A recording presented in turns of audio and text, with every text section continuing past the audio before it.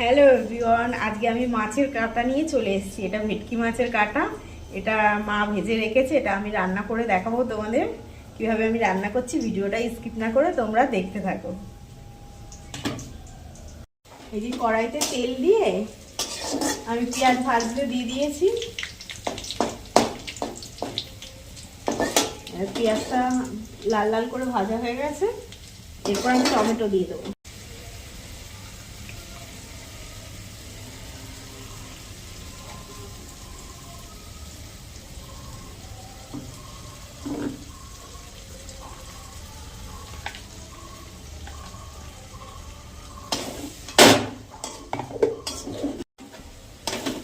এটা মশলাটা আমি কষিয়ে নিচ্ছি।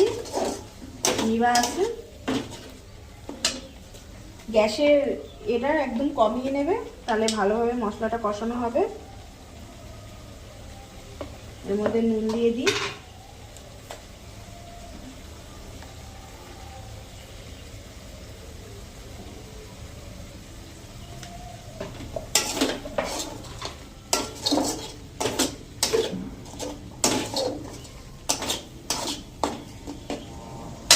নুন দিয়ে দিলাম, হলুদটা একটু পর দেবো, আরো কষিয়ে দিচ্ছি। এই মশলাটা আমার লাল লাল করে ভাজা হয়ে গেছে। এর মধ্যে আমি টমেটো দিয়ে দেবো। এবার টমেটো দিয়েও একটু, টমেটোটা মশলার সাথে পুরো মজে গিয়ে দেখেছো মিশে গেছে।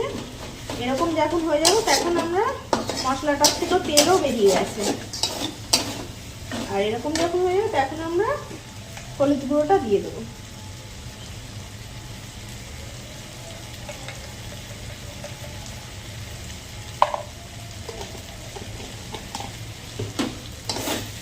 আর এই মশলাটা আমি আদা রসুন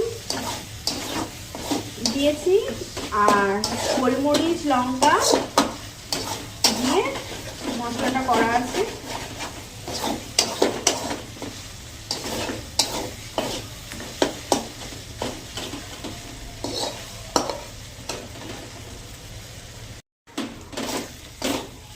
আমার মশলাটা কষানো হয়ে গেছে। এবার আমি জল গরম দিয়ে দেবো। গরম জল দিয়ে দেবো।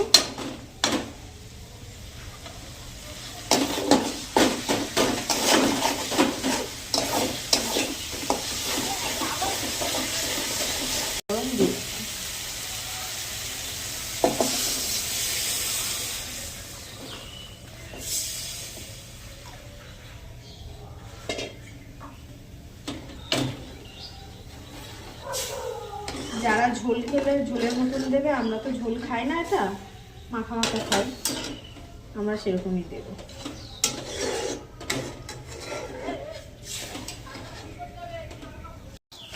জল ফুটে উঠেছে। এবার মাছগুলো সব ছেড়ে দেবে। দেখো ভেটকি মাছের মাথা আছে, এক এক করে সব ছেড়ে দেবে।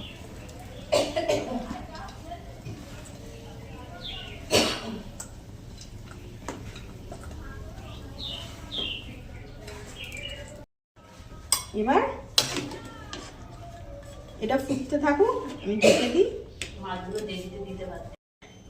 এবার এটা ঢেকে দেবো। এটা ফুটুক, আস্তে আস্তে হোক। বেশি নাড়াচাড়া করলে কাঁটাগুলো ভেঙে আরো ভেঙে হয়ে যাবে।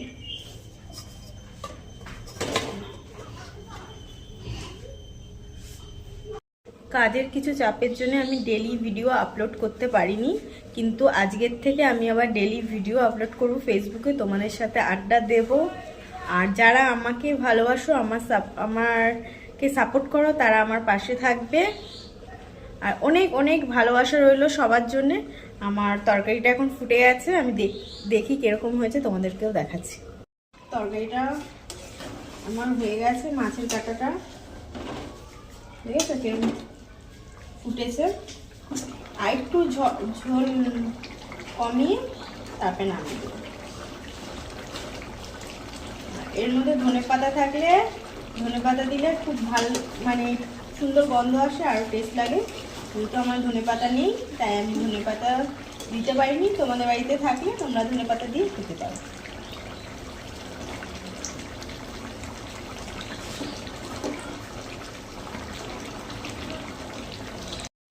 আমার তো মাছের কাটা হয়ে গেছে, শেষ। ঠিক এরকমই রাখবে ঝোল।